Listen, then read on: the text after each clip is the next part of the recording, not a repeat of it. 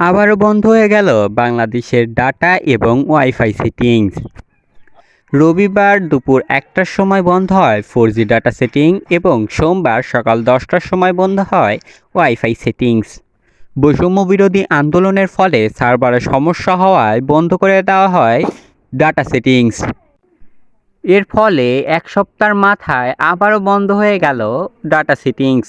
এতে বন্ধ হয়েছে ফেসবুক, ইনস্টাগ্রাম, টেলিগ্রাম এবং হোয়াটসঅ্যাপ, যার ফলে ক্ষতিগ্রস্ত হয়েছে অনেক মানুষ।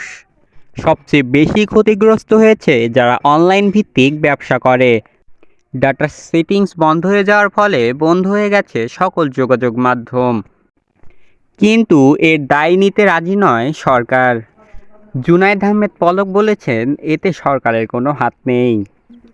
আপনার মতে নেট সার্ভার ডাউন হয়ে যাওয়ার পেছনে কার হাত রয়েছে অবশ্যই কমেন্ট করে জানাবেন। আজকের ভিডিও এই পর্যন্তই। সবাই ভালো থাকবেন, সুস্থ থাকবেন। খোদা হাফেজ।